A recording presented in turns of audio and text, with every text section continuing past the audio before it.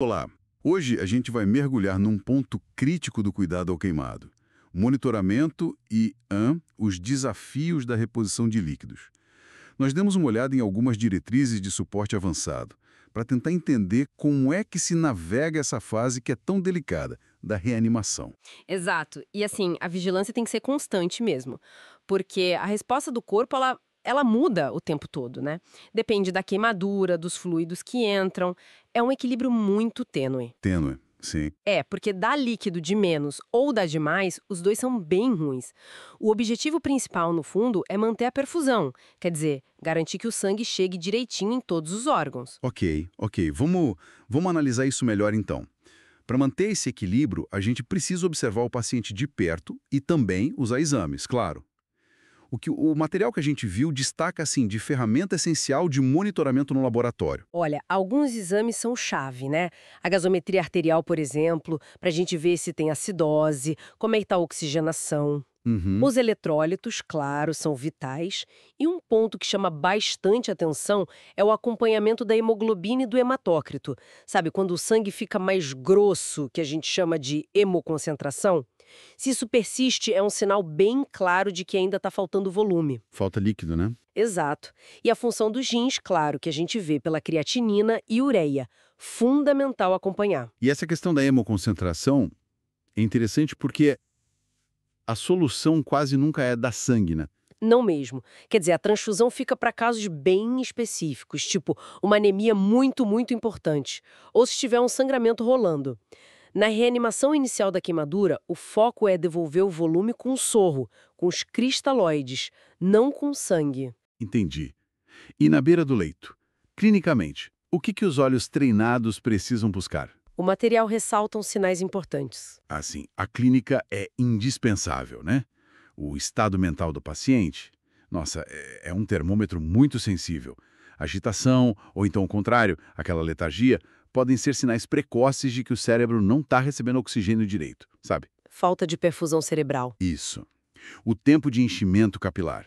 Aquele teste de apertar a pele e ver quanto tempo demora para voltar à cor. E, assim, fundamental mesmo é o volume de urina por hora. A diurese. A diurese horária. Exato. Esse talvez seja um dos melhores jeitos de saber se os rins e, por tabela, os outros órgãos estão recebendo sangue suficiente. E aqueles sinais mais básicos, tipo pressão arterial e frequência cardíaca. A gente não olha para eles?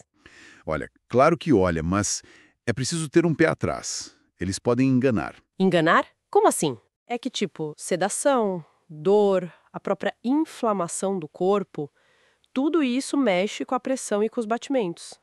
Pode mascarar o volume real de líquido que está circulando.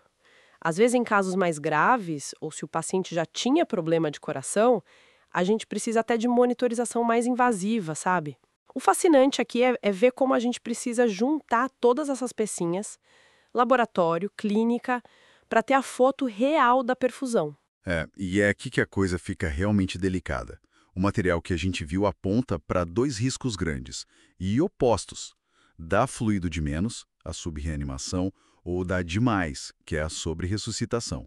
Uma corda bamba mesmo. Totalmente. A subressuscitação, ou seja, dar pouco líquido, pode levar muito rápido para choque, para acidose, para falência renal aguda.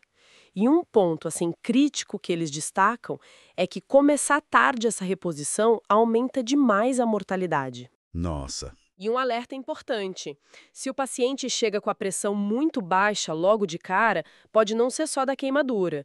Tem que pensar se não tem um outro trauma junto, talvez um sangramento escondido. faz sentido. E o contrário, o excesso de fluidos, a sobre-ressuscitação. Quais são os perigos aí? Também é muito perigoso. Pode dar acúmulo de líquido no pulmão, aí dificulta a respiração, né, o edema pulmonar, pode dar edema até no cérebro e tem uma complicação bem grave que é a síndrome compartimental. Ah, sim, já ouvi falar. Pois é quando o inchaço dentro de um espaço fechado do corpo, tipo o abdômen, um braço, uma perna, aumenta tanto a pressão lá dentro que começa a cortar a circulação para o local.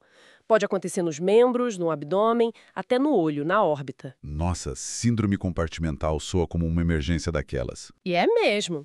Tem que diagnosticar rápido e, muitas vezes, precisa de cirurgia de urgência.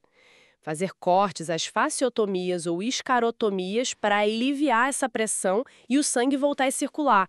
É bem sério. O material também fala de uns grupos de pacientes que precisam de um cuidado, assim, redobrado, né? Sim, sim.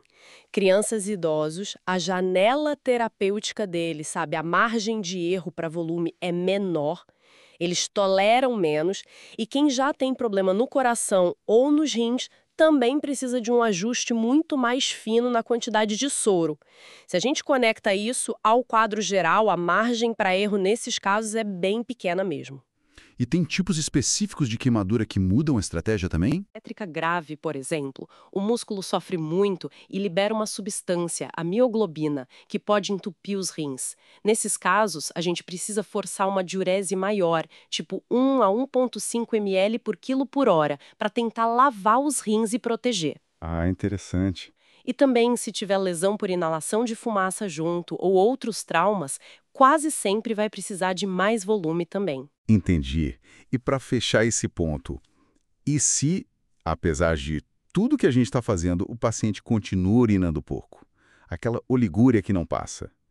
Qual é a conduta que o material recomenda? Olha, a primeira coisa é o básico do básico: checar a sonda da urina. Tá dobrada? Tá entupida? Certo, o básico primeiro. Exato. Depois, e isso é crucial mesmo, nunca dá diurético se você suspeita que ainda falta volume no corpo, na hipovolemia. Porque o diurético vai fazer sair urina sim, mas vai mascarar o problema real, que é a falta de perfusão. Ah, perigoso isso. Muito. A conduta correta é aumentar com cuidado a velocidade do soro e ficar de olho na resposta, ver se a urina aumenta. Isso até levanta uma questão importante, né, sobre o peso do julgamento clínico, da experiência, versus seguir o protocolo à risca. Então, resumindo tudo isso, a mensagem principal que fica é que essa reanimação com líquidos no queimado não é uma receita de bolo, né? É um processo super dinâmico, tem que ser individualizado para cada paciente e exige vigilância o tempo todo, reavaliação constante. O foco tem que ser tratar a perfusão, garantir que o sangue está chegando, não só seguir um número de uma fórmula. Perfeito. E fundamental, né? A comunicação. Falar com centros especializados em queimados é vital, especialmente se o caso é complexo, se demorou para começar o tratamento ou se o paciente tem outras doenças juntas. Trocar ideia, pedir ajuda, isso pode mudar tudo no final. Com certeza.